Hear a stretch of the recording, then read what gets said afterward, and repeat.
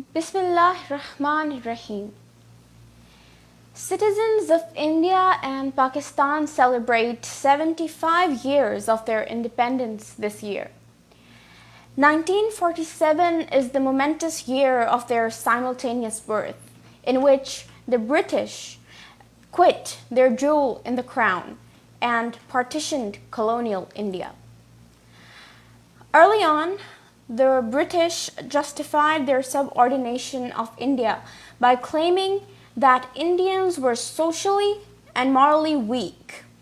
They viewed their Indian empire as a set of distinct communities.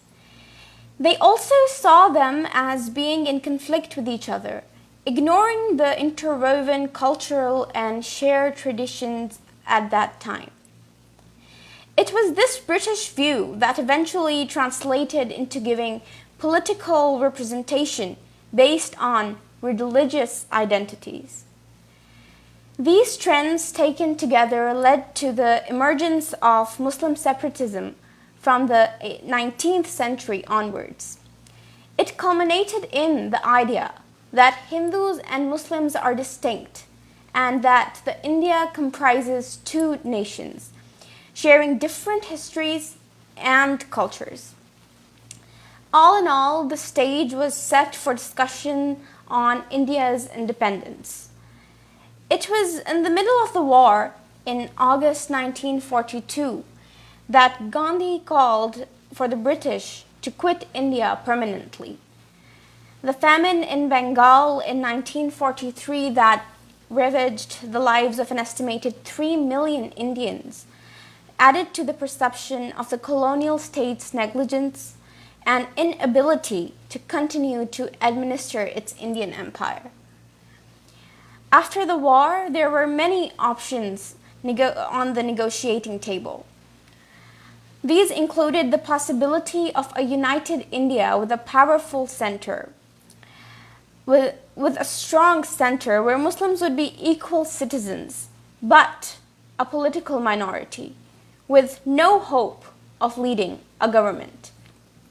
The Indian National Congress, which was the largest and the main political party at that time, had long advocated for such a united India. However, given that in British India Muslims were around 25% of the population, a united India would have been dominated by Hindu majority. Here, we met a true leader's wisdom named Jinnah. For Jinnah and the Muslim League then, the key issue was to ensure that Muslims had equal political representation in independent India. Jinnah was the leader of All India Muslim League from 1913 until partition was accomplished in 1947.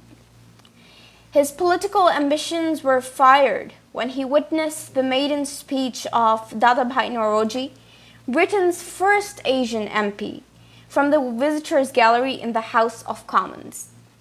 Aged 19, Jinnah became the youngest Asian to be called to the bar.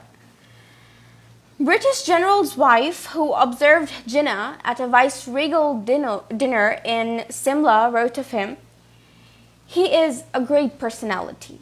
He talks the most beautiful English. He models his manners and clothes on Gerald du Maurier, the actor, and his English on Burke's speeches. He is a future viceroy of the present system of gradually Indianizing the service." Jinnah's biographer, Hector Bolitho, described his tenure in London as his years of order and contemplation wedged between the time of early struggle and the final storm of conquest. The founder and the first Governor-General of Pakistan, Muhammad Ali Jinnah, was known to the nation he created as Quaid Azam. Governor-General Jinnah, however, unfortunately, did not live long to stabilize the world's largest Islamic state. Dying in 1948, his adversary Nehru wrote, "How shall we judge him? He succeeded in his quest and gained his objective. But at what cost? With what a difference from what he had imagined. We, being important geographically, are suffering from the side effects of the new great game and of war on terrorism, along with internal conflicts.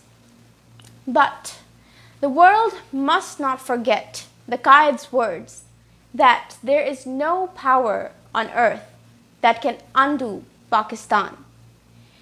Long live Quaid-e-Azam, long live Pakistan. Pakistan Zindabad. Quaid-e-Azam Paindabad.